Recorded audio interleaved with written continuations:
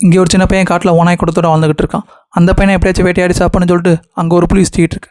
அந்த புலிகிட்ட அந்த பையனை காப்பாற்ற நினச்சி அங்கே இருந்த ஓனாய்க்கலாம் அந்த பையனை மனுஷங்க வாழ்ற கிராமத்துக்கு அனுப்ப தீர்மானிச்சதுங்க. அதுக்காக ஒரு கரிஞ்சித்தோட உதவியும் கேட்குதுங்க. அந்த கரிஞ்சிருத்தே அந்த பையனை மனுஷங்க வாழ்ற கிராமத்துக்கு கூட்டு போகிறப்ப அவங்களோட எதிரான புலி வந்து அந்த பையனை தாக்க வருது. உடனே கரிஞ்சித்து அந்த புலி மேலே பாஞ்சு பயங்கரமாக சண்டை போடுது. அந்த கேப்பை பயன்படுத்தி அந்த பையனை அந்த புலிட்டு தப்பிச்சு வர்றான். இங்கே பார்த்தா அந்த கரிஞ்சித்தையால் புலியை சமாளிக்க முடியாமல் புளி அடித்து அடியில் அங்கேயே விழுந்துருது. கரிஞ்சிருத்தை அடிச்சு போட்டு அந்த புலியும் அந்த பையனை நோக்கி வேகமாக ஓடி வருது. அந்த பையனும் மலையோட விளிம்பிக்கிட்டே போயிட்டான். அந்த பையனை கரெக்டாக பிடிக்க போகிறப்ப அந்த சைடு வந்த காட்டெருமைகளாம் புளியை முட்டி தள்ளிடுதுங்க. இந்த கேப்பில் அந்த பையனை அங்கேருந்து பள்ளத்தாக்கில் இறங்கி தப்பிக்க பார்க்குறான்.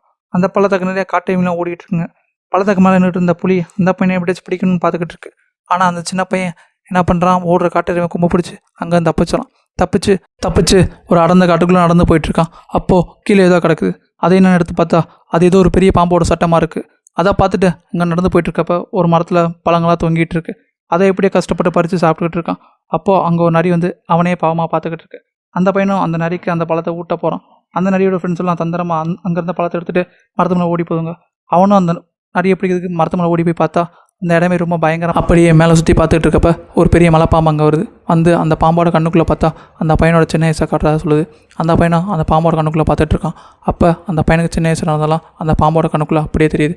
அந்த பையன் அதை பார்த்துட்டு இருக்கப்ப அந்த பாம்பு அவனை அப்படியே சுற்றி அவனை அப்படியே முழுங்க போகுது. அப்போ ஒரு பெரிய கரடி வந்து அந்த பாம்போட சண்டை போட்டு அந்த பையனையும் காப்பாற்றி அதோட கோயை கூட்டு போய் அவனோட நண்பனாகவும் ஆகுது.